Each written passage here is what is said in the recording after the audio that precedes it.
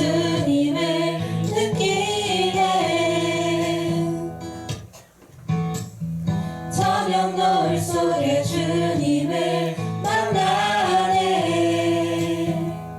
세상 모든 만물 지으신 나의 하나님, 내 삶의 이유 되시네. 주 하나님을 찬양합니다. 내 모든 삶 주님으로 인해 기뻐하며 노래하리. 주 하나님을 사랑합니다. 주님으로 인해 변함없는 나의 노래 주께 드리리.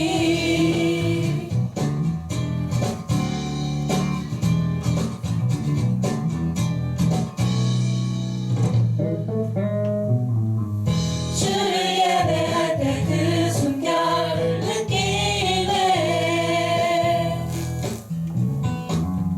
말씀 속에 진리 되신 주 만나네.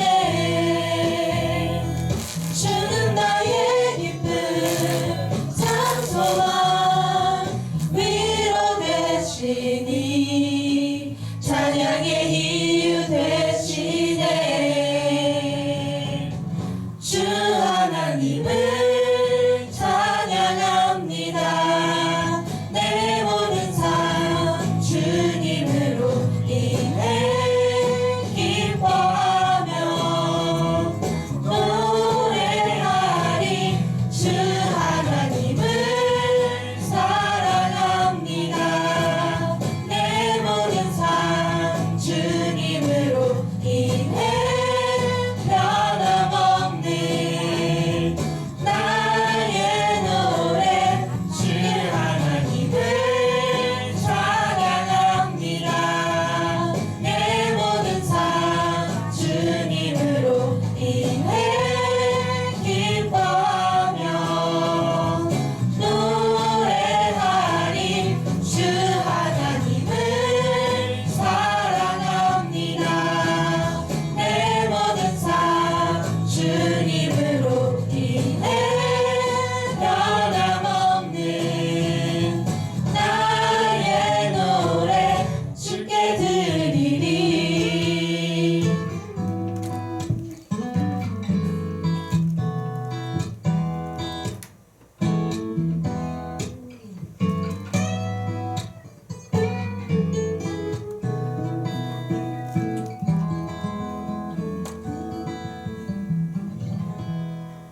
아멘.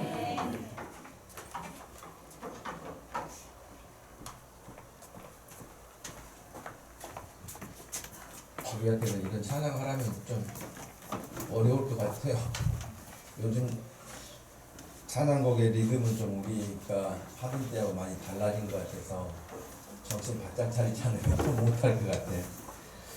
우리 청년들이 하나님을 이 청년의 때에 더 왕성하게 찬양할 수 있기를 주님의 이름으로 축복합니다. 오늘 우리에게 주시는 하나님 말씀은 갈라디아서 5장 16절에서 24절 말씀 보겠습니다.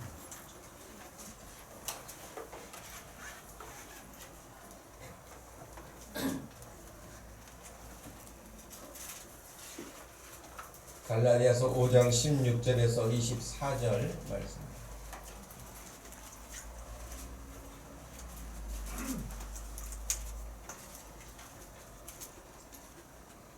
말씀 찾으셨으면 우리 한 목소리로 말씀 읽겠습니다.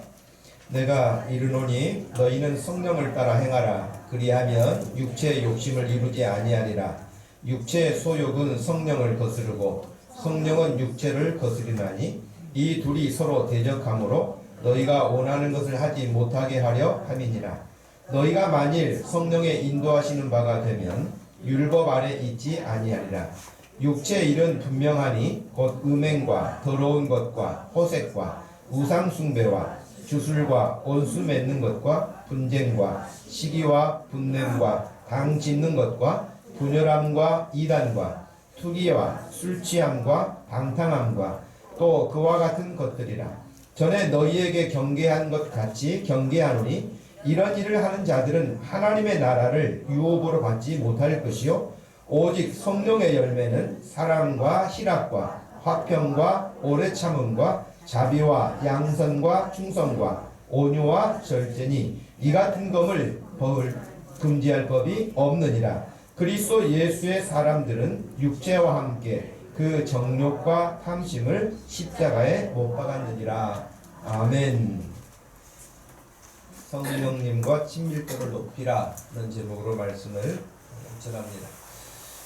2020년이 시작되었는데 벌써 19일 되었습니다. 세월이라고 하는 이 열차는 멈추지 않고 계속 가죠. 새해를 시작하면서 올해는 꼭 이런 일을 좀 해야겠다. 여러분 하나님 앞에 혹시 그렇게 결심한 부분이 있습니까? 하나님 저 금년에는 꼭 이렇게 되고 싶어요. 제가 목적하는 바가 있는데 그 목적을 꼭 이루고 싶어요. 라든지 아니면 또 믿음으로 하나님 앞에서 하나님 금년에는 제가 더 기도하는 사람이 되고 싶어요. 혹은 또 하나님의 말씀을 더 가까이 대할 수 있는 혹은 또 큐티를 빠지지 않고 할 수 있는 또 52주 주일을 하나님 앞에 한 번도 빠지지 않고 예배할 수 있는 혹은 작년에는 내가 예배 늦는 시간도 많았는데 금년에는 하나님 예배 전에 나와서 준비하고 하나님이 기뻐하시는 예배를 드리기를 원합니다. 하나님 금년에는 찬양을 더 많이 하나님께 드리기를 원합니다. 하여튼 어떤 것이 됐든지 간에 여러분 마음에 새해를 시작하시면서 그런 마음이 있었다고 하면 그건 참 복받을 마음이에요. 근데 그런 마음이 전혀 없었다. 좀 돌아볼 마음이에요. 예. 왜 새해를 시작하면서 여러분 작년 2019년 12월 31일 날 죽은 사람들 많거든요. 새해를 살아보지 못하고 끝난 사람들이 많아요, 인생에서. 근데 2020년 여러분 당연히 사시는 게 아니에요. 하나님이 우리에게 주시지 않으면 못 살아요. 인정하십니까? 하나님이 우리에게 기회를 주시지 않고는 2020년 우리 마음대로 못 사는 겁니다. 그러니 우리에게 또 귀한 시간을 주셔서 살게 해주셨는데 이 사는 날 동안 어떻게 살 것인가를 생각하는 것은 너무 당연한 거 아니겠어요? 꼭 아직 일월이 다 안 갔으니까 그 생각을 못 하신 분들이 있다고 하면 금년에 내가 하나님 앞에서 이렇게 살아봐야 되겠다 라고 하는 것들을 또 마음에 생각해 보실 수 있기를 바랍니다. 우리가 생활을 하다 보면 어떤 것을 내가 계획한 대로 정말 차근차근 노력하고 힘쓰고 애써서 그 일이 성사되는 경우도 있지만 또 어떤 경우는 안 되는 경우도 있고요.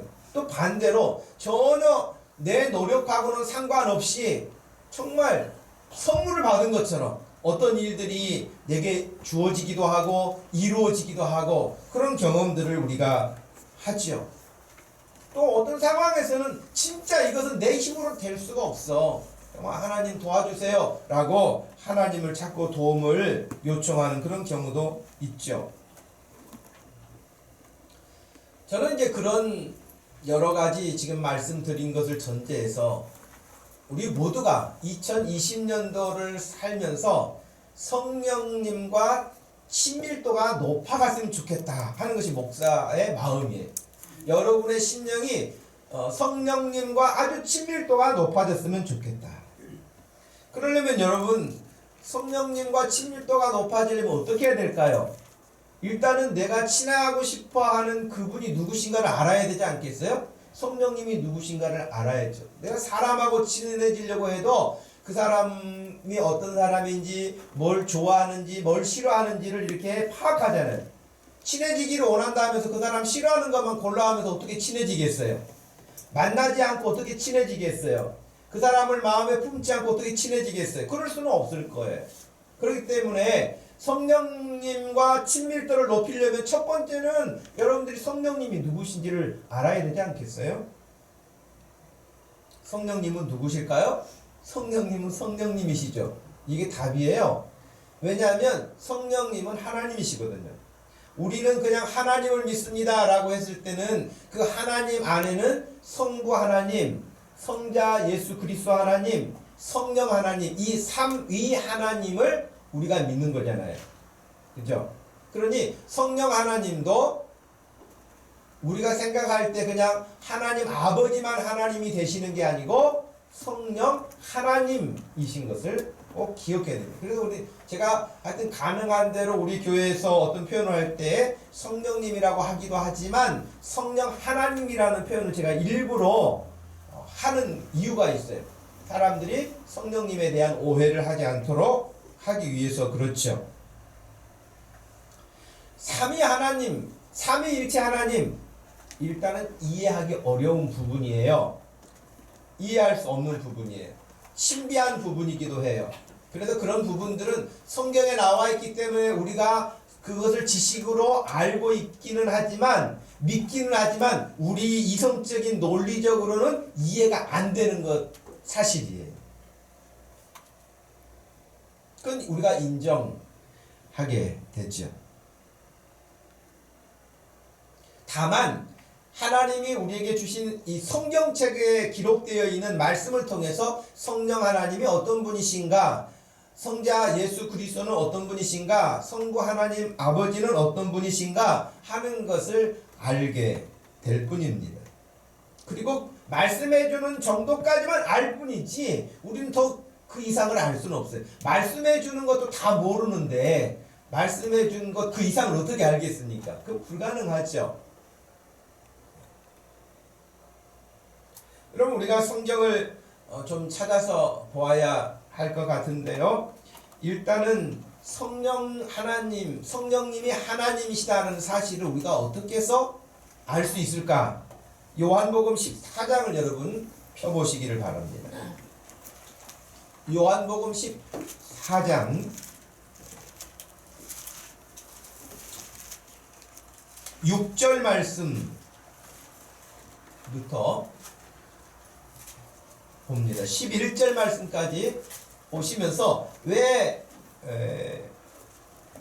하나님이신지, 예수님이 왜 하나님이신지, 이제 그 이후에 또 왜 성령님이 하나님이신지를 볼 것입니다. 먼저는 하나님이 계시는데 아들이신 예수님이 하나님이시라는 거예요. 그리고 하나님 아버지와 한 분이라는 거예요. 그 부분을 잘 생각하면서 읽어보십시다. 6절부터 11절까지입니다. 시작.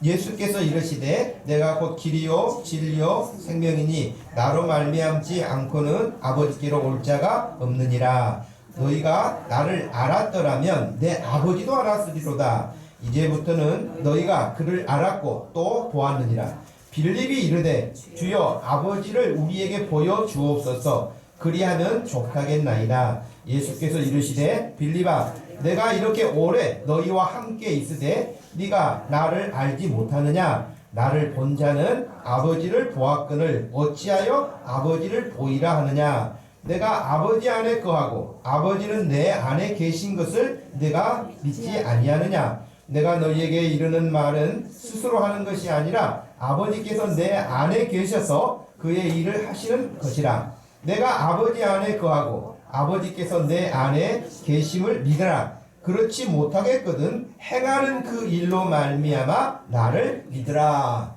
아멘. 여러분 이 말씀을 보면 빌립이 그랬잖아요.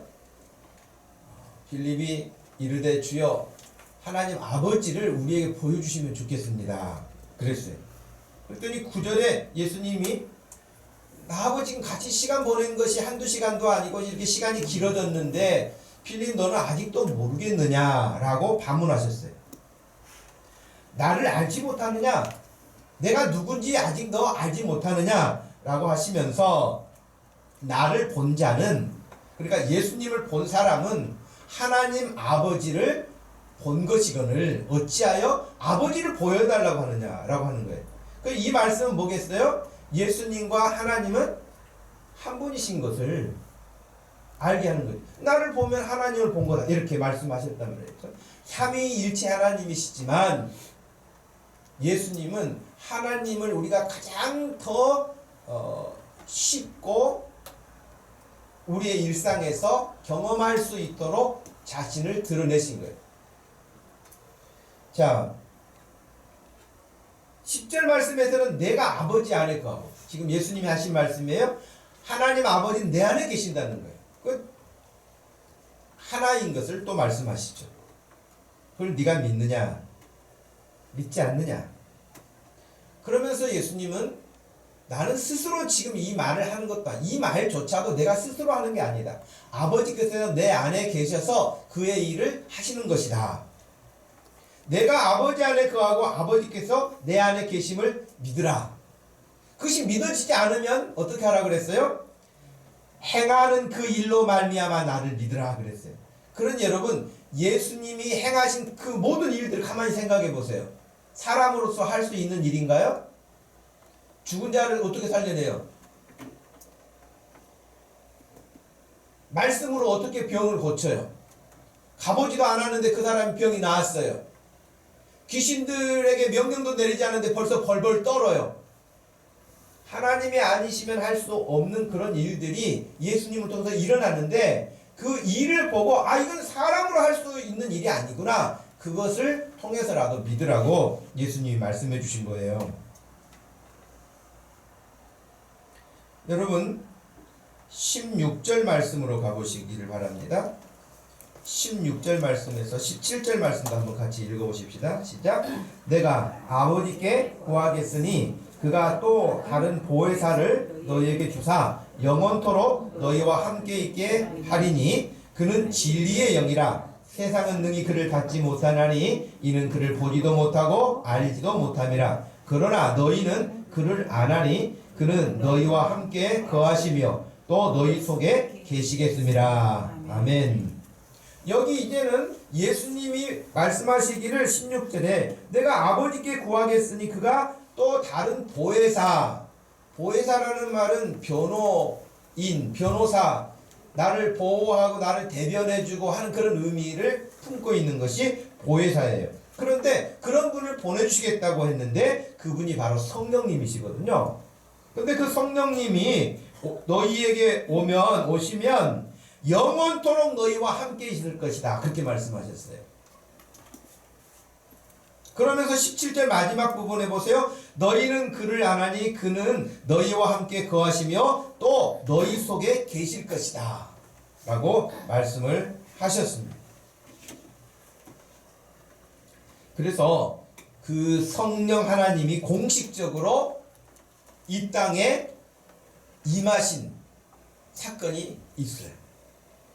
물론 여러분 구약에도 성령 하나님은 계셨죠. 당연히 계시죠.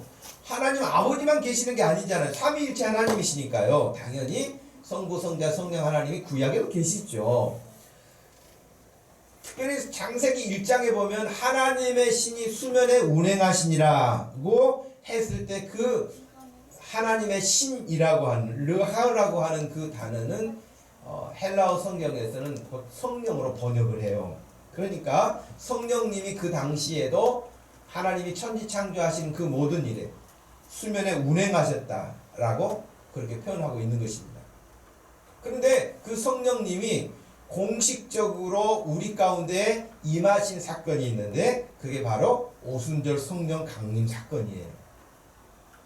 그러면 왜 그 성령 하나님은 오순절 때 오셨는가? 왜 그전에는 그렇게 임하지 않으시고 그때 오셨는가 하는 것이에요.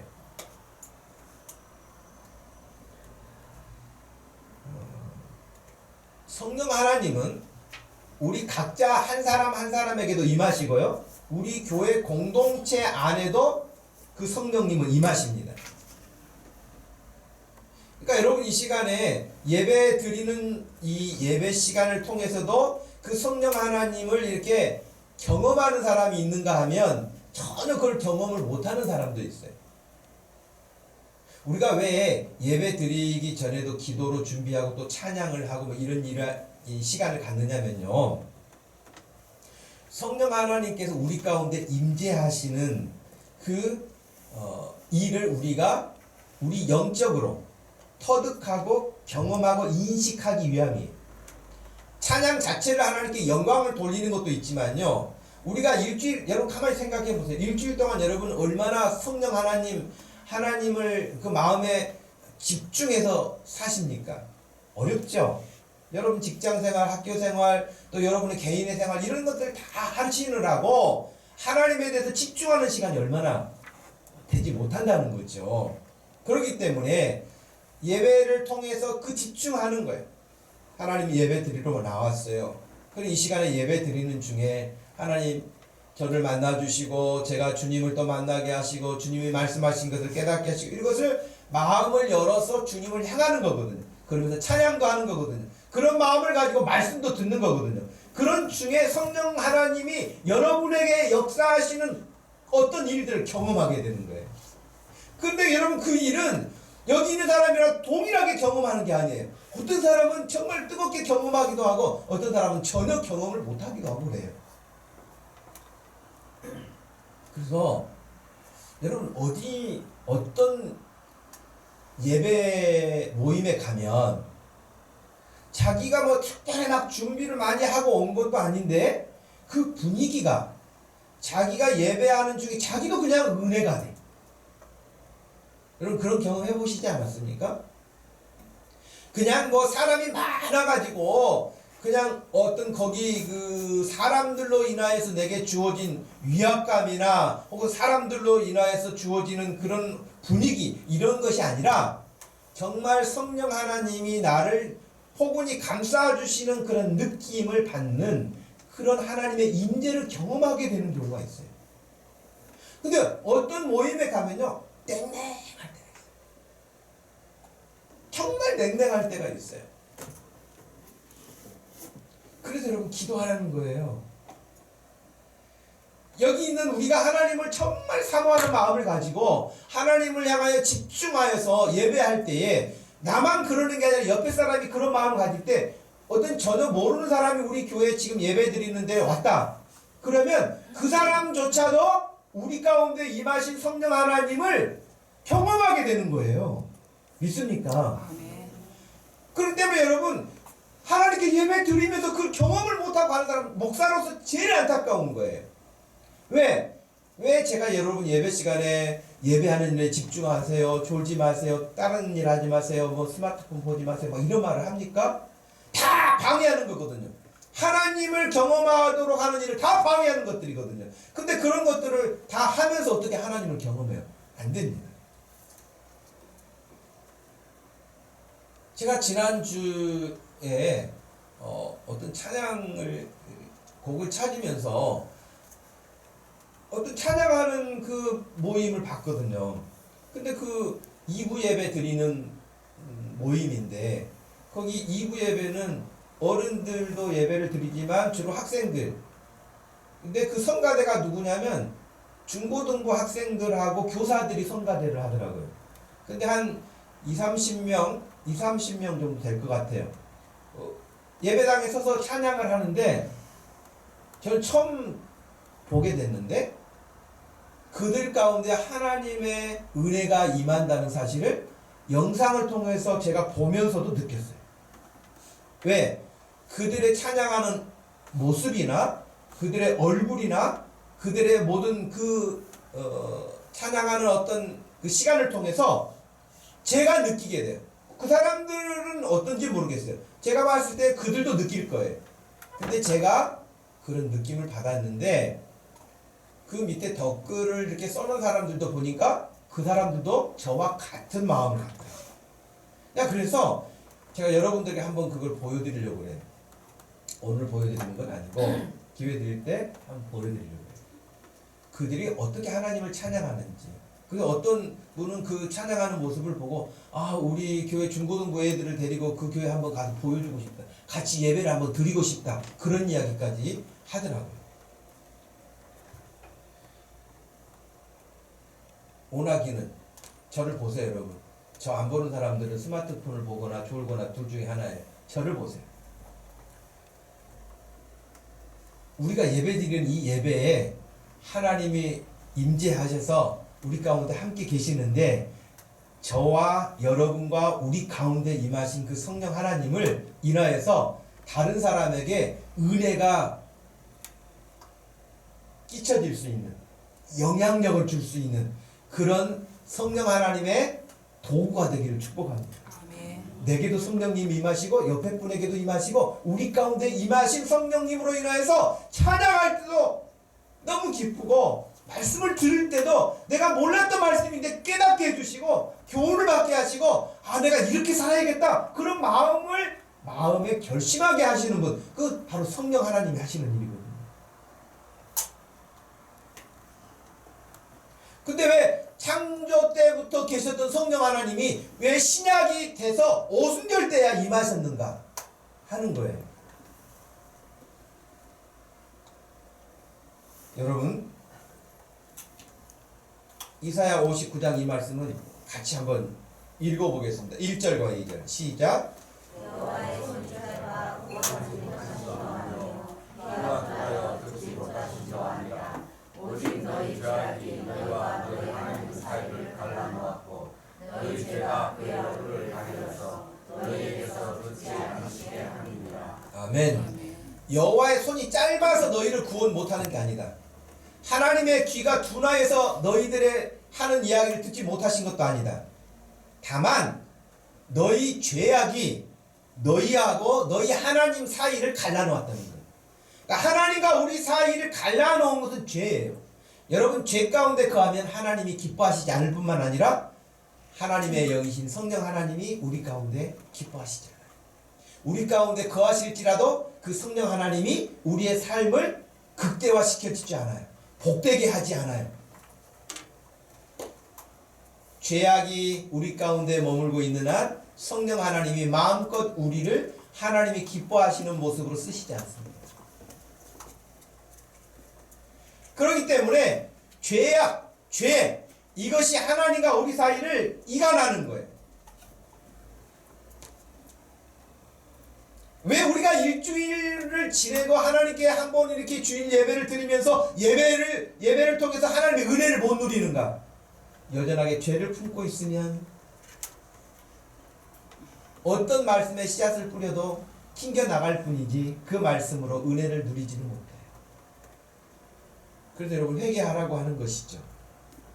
자기를 돌아보고 하나님 앞에 은밀하게, 다른 사람은 다 모를지라도 하나님은 속일 수 없는데 그 하나님 앞에 내가 지은 죄에 대해서 회개하고, 하나님 나를 또 새롭게 해주세요. 이 예배를 통해서 저를 새롭게 해주세요 라고 하나님 앞에 기도하는 것이죠. 우리와 하나님 사이를 간격을 낸 그 죄를 없애시기 위해서 오신 분이 바로 예수님이시잖아요. 그래서 왜 오순절 성령 때에 성령 강림이 사건이 있었느냐, 오순절 때 그것은 예수님이 하나님과 우리 사이를 이간해 놓은 그 죄를 완전히 다 없애신 거예요. 다 해결하신 거예요. 그렇기 때문에 이제 하나님과 우리가 다시 연합할 수 있는 길이 열린 거예요. 그래서 예수 그리스도가 십자가의 죽으심과 3일 만에 부활하심과 승천하신 이후에 우리에게 성령 하나님이 이제 마음껏 오실 수 있게 된 거예요.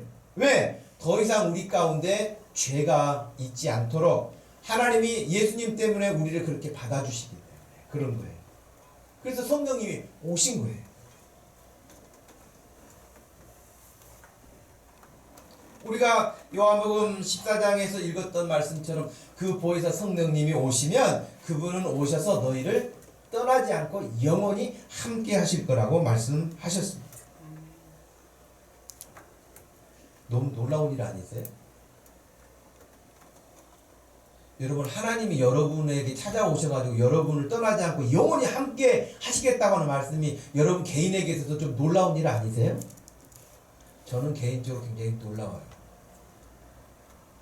놀랍고 신기하고 신비하고 감사하고 찬양하게 하고 소망을 갖게 하고. 왜 여러분 아멘을 안 하십니까? 나도 여러분 그런 사람 되고 싶지 않으세요? 아이고, 목사님 혼자 성령 충만하세요, 혼자 소망 많이 가지세요, 그러십니까? 여러분도 그런 마음 가지셔야죠. 아멘 해야 돼요. 그럴 때는 정말 여러분이 나도 저런 소망으로, 나도 그런 기쁨으로, 나도 그런 찬양으로 하나님을 영화롭게 하고 싶다. 여러분 그런 마음이 성령님이 내 마음 가운데 임하셔서 주신 마음이에요. 그런 마음을 품고 사는 것이 예수 믿는 사람이에요.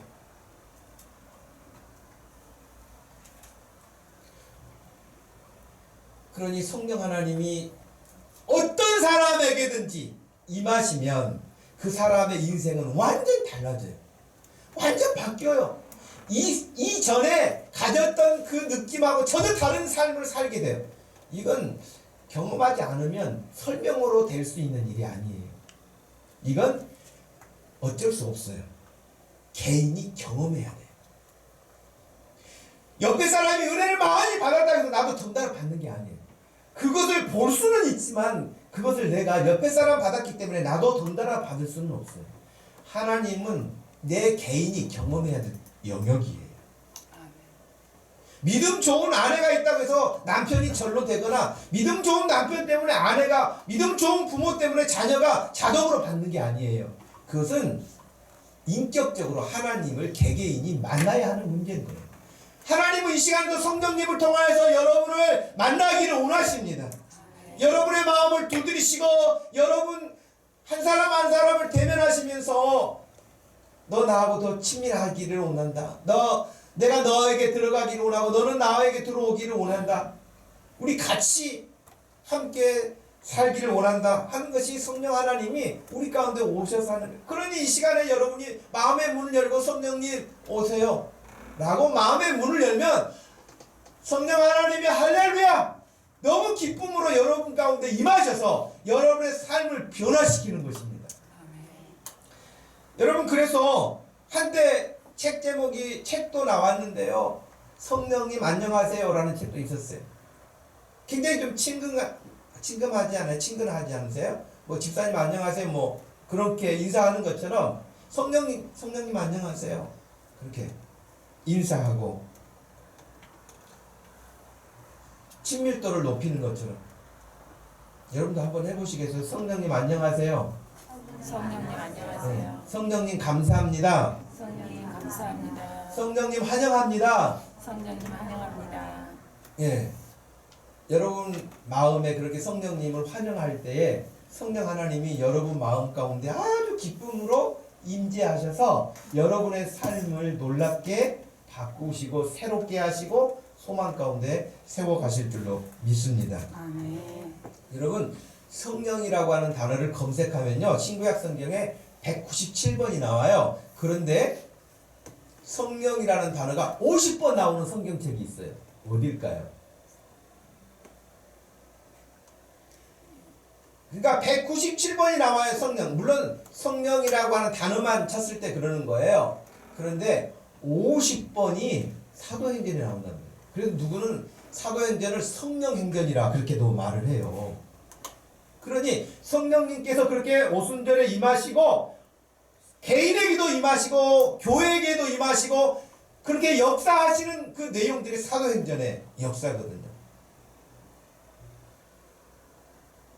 그래서 그렇게 오신 성령님은 2000년 전에 오순절 때 임하신 그 성령님은 그때 딱 한 번 오신 것으로 끝나지 않고 계속해서 사람들 가운데 예수 그리스도의 복음이 전파되어지는 곳에 그 성령님이 함께 하셔서 2000년이 지금 지났는데 저와 여러분에게도 하나님의 말씀이 선포되어지고 그 성령님이 우리 가운데 함께 계셔서 깨우쳐 주시는 줄로 믿습니다. 아멘.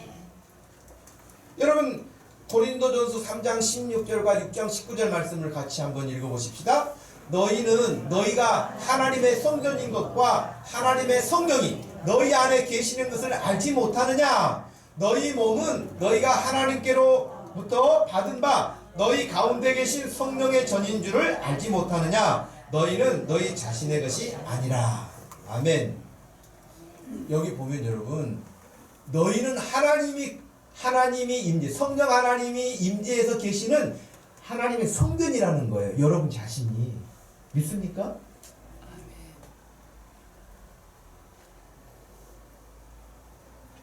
가끔 그런 비유를 여러분에게 제가 말씀드린 적이 있는데 집에 손님이 한번 누가 온다 그래도 청소를 하잖아요. 목사님이 신방 간다 그래도 청소를 하잖아요. 그러니까 내가 보니까 신방 신청을 안 하는 거 보니까 청소 안 하려고 그러는 것 같다. 그 생각도 들어요. 신방 한번 하려고 해도 여러분 청소를 하는데 성령님이 오셔서 계실 성전, 그럼 여러분 우리를 얼마나 잘 가꿔야 되겠어요. 얼마나 우리를 경건하게 깨끗하게 해야 되겠어요. 또 평상시에는 별로 하지도 않은지만 여러분 신방하고 그러면은 어떤 집에 가면은 꽃도 화병에다 꼽아놓는, 여러분 1년에 화병에 꽃 꼽아놓는 게 얼마나 되겠어요. 꽃까지도 꼽아놓고 막 그런단 말이죠. 그것처럼 여러분 마음에 성령님을 사모하시는 마음으로, 성령님이 내 안에 계시는데 성령님이 기뻐하시지 않는 건 내가 이런 생각은 성령님이 좋아하시지 않지, 이런 행동은 기뻐하시지 않지, 반대로 이건 너무 좋아하시지, 여러분 그런 마음을 가지고 성령님과 여러분들이 친밀감을 갖도록 하신다면 여러분의 삶은 말 그대로 성령으로 충만하게 되는 거예요. 그러니 너희는 너희가 하나님의 성전인 것과 하나님의 성령이 너희 안에 계시는 것을 알지 못하느냐. 다시 한번 확인하시기 바랍니다. 옆에 사람에게 말해보세요. 성령님이 함께 계시군요. 성령님 함께 계시군요. 예, 성령님이 우리 가운데 함께 계십니다. 우리 교회 안에도 계시고 우리 개인에게도 그렇게 임하시는 거예요.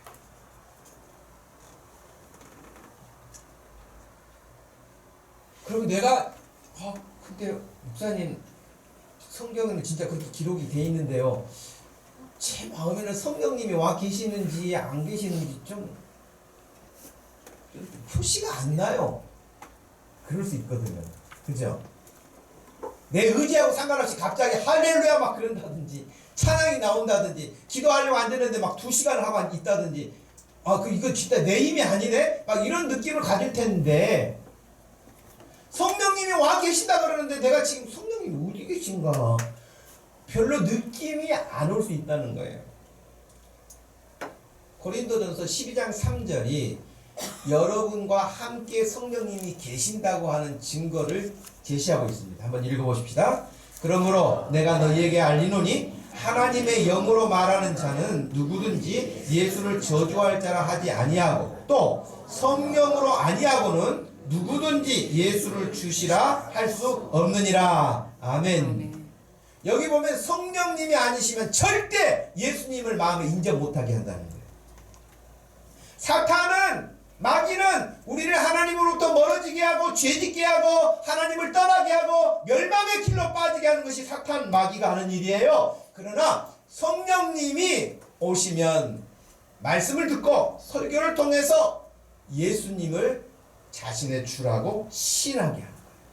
만약에 여러분들이 예수님을 자신의 주님이라고 고백한다면 그건 분명히 성령님이 여러분 가운데 오셨다는 증거예요.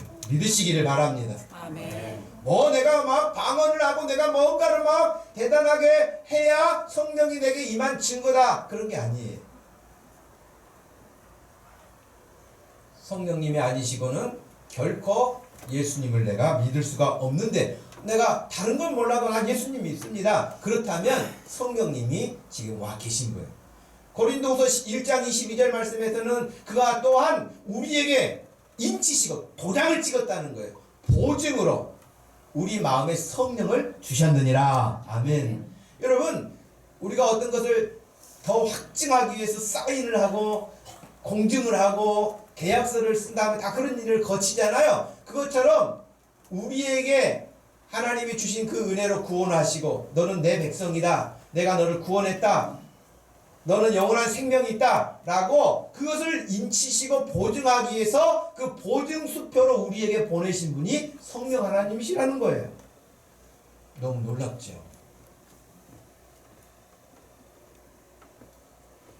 그래서 데살로니가 전서 5장 10절 말씀에는 그래서 성령을 소멸하지 말아라 그랬어요. 또 에베소서 4장 30절 말씀에서는 성령을 근심하게 하지 말아라 그랬어요. 여러분에게 찾아오신 그 성령님, 환영하고 찬양하고 영광을 돌려도 부족한데 그분을 근심하게 하고 그분을 소멸하고 그러셔야 되겠습니까? 그러면 안 되겠죠? 여러분 적극적으로 그 성령님을 환영하시기를 바랍니다. 그러면 그렇게 진짜 나도 잘 모르기는 했는데 성령님이 내 안에 계셨구나. 그러면 내가 그동안 안채도 않고 살았으니 얼마나 답답하셨을까? 그 생각 안 드세요? 여러분에게 지금 오셨어요. 성령님이 함께 계세요. 근데 거의 투명 인간 취급하듯이 성령님을 전혀 인정하지 않고 내 멋대로 내 맘대로 내 하고 싶은 대로 살았어. 그러면 나와 따라 동행하고 계시는 그 성령님이 얼마나 답답하셨겠냐고. 한번 생각해 보세요. 여러분하고 친구를 누구 만났어요. 만나는데 그 친구 의견은 전혀 물어보지도 않고 자기 좋아하는 대로 자기 먹고 싶은 음식점에 가고 자기 먹고 싶은 음료수 먹고 자기 가고 싶은 데로 가고 그냥 두말 하지 말고 따라와 뭐 그러면서 그러면은 얼마나 따라다니겠어요? 이건 뭐야? 그럴 수도 있지 않겠습니까? 근데 여러분에게 오신 성령님을 아무 성령님 의견도 물어보지도 않고 성령님의 어떤 의중도 확인하지도 않고 그저 그냥 내가 원하는 대로만 그것이 성령을 따라 살지 않고 육체를 따라 사는 겁니다.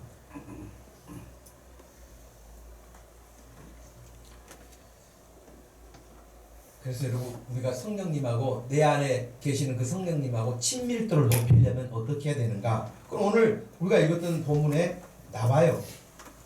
나오는데 우리가 한 권 말씀을 먼저 보고 가고 싶거든. 요한복음 15장이에요.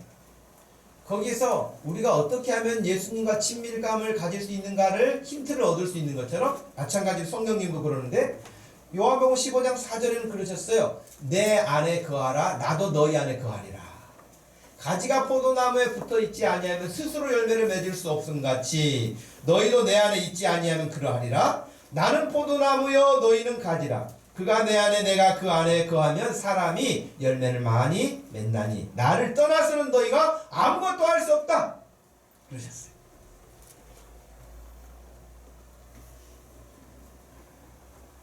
그리고 심지어는 마태복음 7장에서는요. 그들의 열매로 그들을 알지니 가시나무에서 포도 또는 엉겅퀴에서 무화과를 딸 수 있겠느냐? 이와 같이 좋은 나무마다 아름다운 열매를 맺고 못된 나무가 나쁜 열매를 맺는다. 좋은 나무가 나쁜 열매를 맺을 수 없고 못된 나무가 아름다운 열매를 맺을 수 없고 당연히 그러지 않겠어요? 좋은 나무에서 좋은 열매를 내겠죠. 그런데 우리들은 좋은 나무가 아니었어요. 그동안 우리가 일상에서 하는 그 접붙임하고는 반대인데요.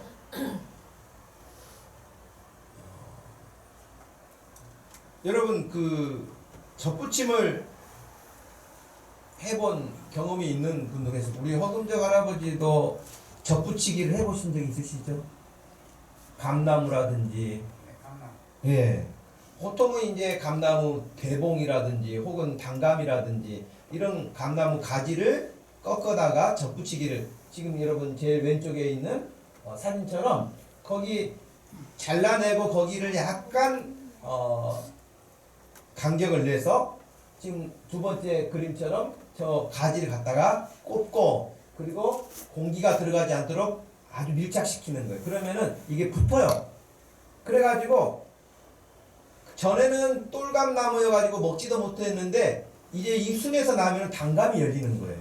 좀 신기하죠. 근데 성경에서는 반대로 말해요.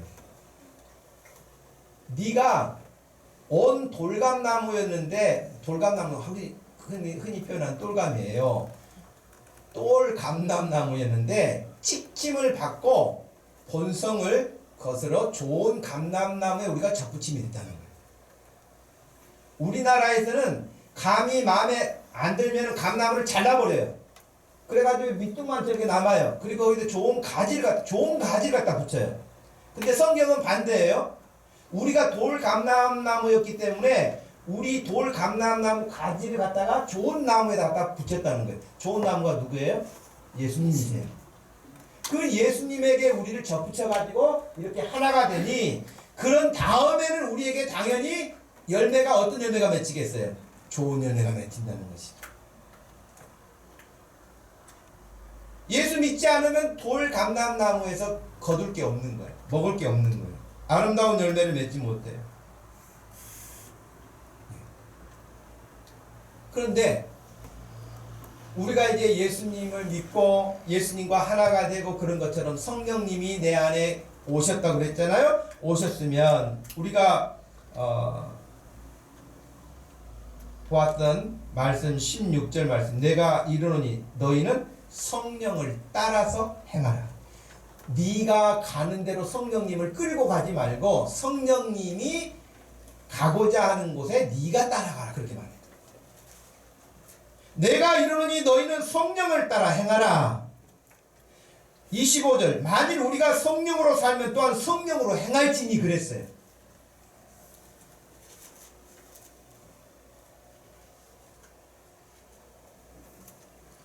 어떻게 하는 게 성령님을 따라가는 것일까요? 이것은 반대로 설명하면 쉬울 것 같아요. 어떻게 하면 성령님을 따르지 않고 내 마음대로 살 수 있을까요? 그것은 여러분 쉽죠? 그냥 내 마음대로 하고 싶은 대로 하는 거 아닙니까? 예. 무엇을 하든지 생각을 하든 행동을 하든 어디를 가든 먹든 마시든 가릴 것 없이 내가 하고 싶은 대로 하는 거란 말이죠. 그것이 내 마음대로 하는 거예요.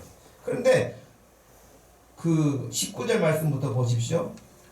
육체의 일은 분명하니 곧 음행과 더러운 것과 호색, 우상숭배, 이 덱에서 15가지가 나와요. 물론 더 설명을 자세하게 할 수 있겠지만은 우리가 우리 마음대로 살고 싶은 것을 이렇게 분류를 해보니까 15가지로 쭉 설명을 했는데,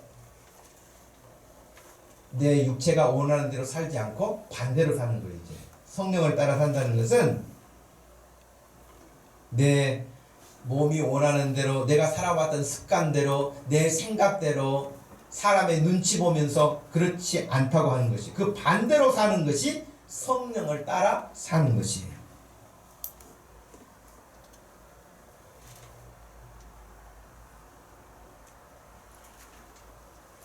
근데 어떤 사람들은 자기가 예수 믿기 때문에 이제 좀 잘 살아보려고 노력을 하기는 하는데요, 접붙임이 안 되면 아무리 노력을 해도 좋은 열매를 맺을 수가 없어요.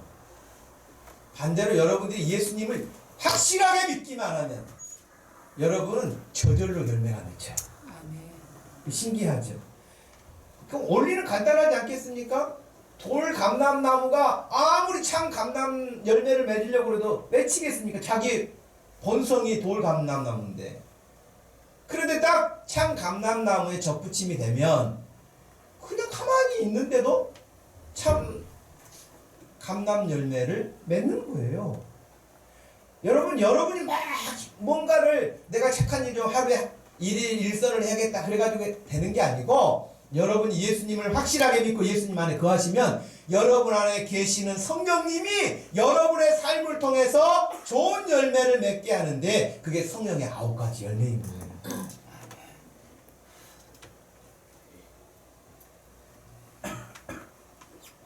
여러분, 성령님과 육체의 어떤 그 일은 서로 대적한다 그랬잖아요.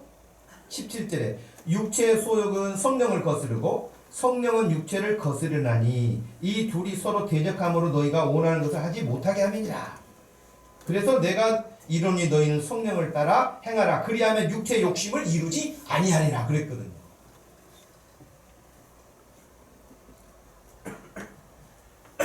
마지막으로 여러분에게 말씀을 드리고 싶은 것은 뭐냐면, 성령님을 가까이 하려면, 제가 책도 많이 찾아보고요, 어떻게 하면 성령님과 가까이 할 수 있을까? 이 부분을 다른 사람들은, 신학자들은 어떻게 설명을 하는가, 또 다른 목사님들은 어떻게 이걸 설교하는가, 여러 가지를 제가 찾아보고 다 했어도 딱이 이거다라고 해답을 말하는 건 없었어요. 저는 여러분에게 이 부분을 이렇게 말씀을 드리고 싶어요. 이미 여러분 안에 임재해 계시고 여러분과 함께 계시는 그 성령님께 늘 말을 거세요. 어떤 일을 하든지 말을 거세요. 성령님, 저 지금 교회 가요. 안다 나도. 오늘 가서 예배드릴 때 은혜를 많이 받았으면 좋겠어요. 나도 그랬으면 좋겠다. 분명히 말씀하실 거예요. 야, 너 은혜 갑자기 많이 받으면 안 돼. 오늘은 절반만 받고 와. 그러시면 할 거란 말이에요. 그러니까 여러분이 교회 오실 때도요, 그 성령님하고 대화하세요. 어떤 분은요, 교회에 올 때, 우리 교회는 지금 이제 박민자 권사님, 이윤가 안수 집사님이 분당에서 오시기 때문에 제일 멀잖아요. 근데 교회 멀리 다니시는 분들도 계시거든요. 부산의 어떤 한 교회도 그 목사님이 이야기하시는 거 들어보니까 오는데 거제도에서 온다는 거예요. 부산까지 2시간 이상 걸린다는 거예요. 그래서 그 목사님이 하여튼 멀리서 이렇게 오시는데 늘 감사하다고 이렇게 이야기를 하니까 그 2시간 이상 걸리면서 오는 분이 하는 말이 그거예요. 멀지 않아요. 오면서 찬양 듣고 말씀 듣고 오고 가는 시간이 은혜 시간이에요. 할렐루야. 아멘. 여러분 이런 믿음이 돼야 되지 않겠어요? 아멘. 그 사람 거리가 문제가 아니에요. 은혜 생활을 하는 거예요. 그럼 여러분 교회 오실 때 늘 그런 사람들의 특징이 뭐냐? 교회가 먼 게 아니라 집이 멀죠. 그 논리예요. 교회가 먼 게 아니라 우리 집이 너무 멀죠. 네. 그래서 거리와 상관없이 늘 하나님과 은혜 생활을 하는 것처럼 여러분 걸으실 때도 교회로 오실 때도 뭐 무엇을 청소를 하실 때도 뭘 할 때도 마음에 성령님과 대화를 시도하세요. 이번 주에 한번 시도를 해보시고 다음에 모임을 가졌을 때 그 부분을 나눠보세요.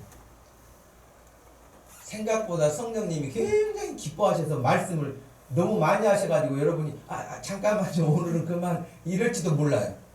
왜? 그동안 성령님이 너무 말씀을 못 하셨으니까. 네 맘대로 살았잖아 지금까지는. 나도 좀 말 좀 해보자 그러실 수 있거든요. 그러니 말을 거세요. 성령님께. 크고 작은 일 가리지 않고 말을 거세요. 그리고 또 한 가지는 성령님이 늘 기쁘게 하시는 일이 있어요. 그것은 하나님의 말씀을 잘 가르쳐 주시는 분이에요. 그분이.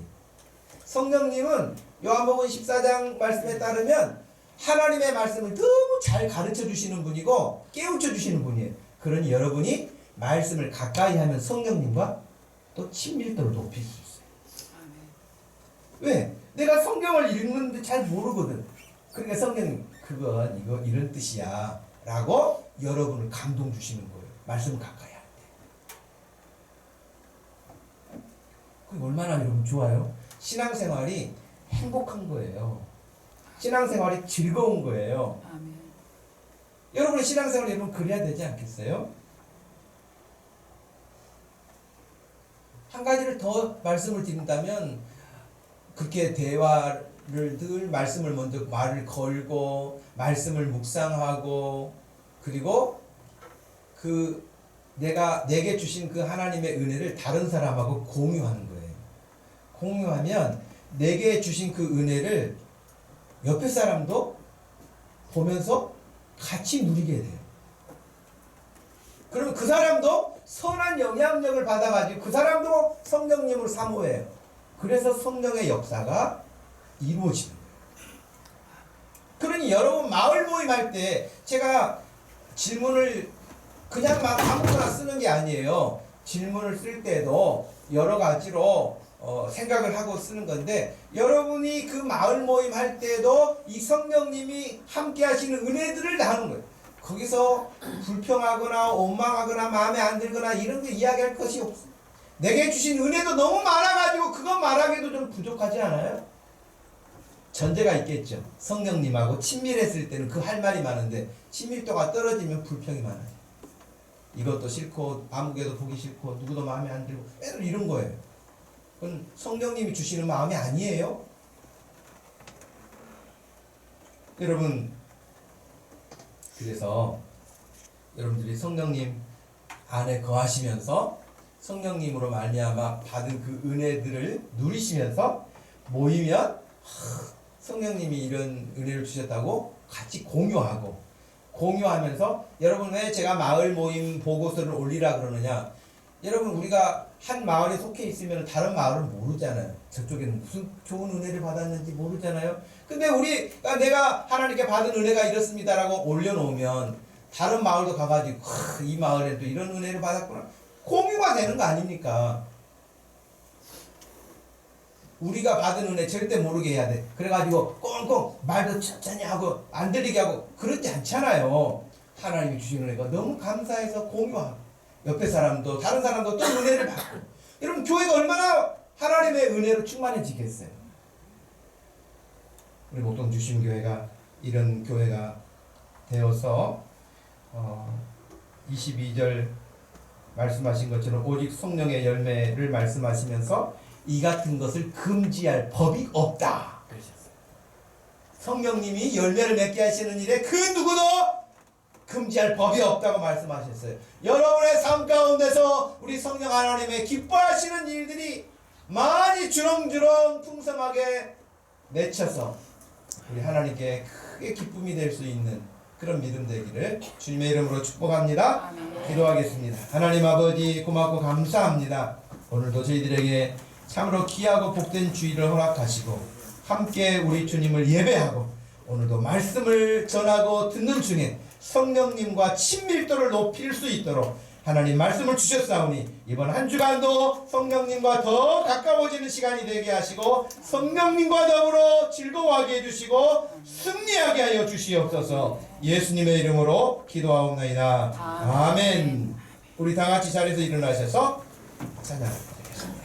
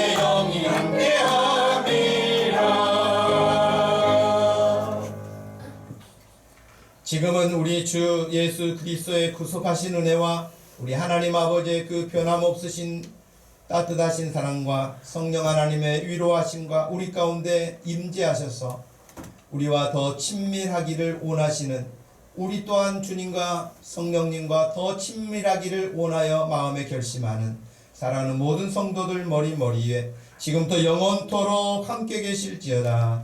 아멘.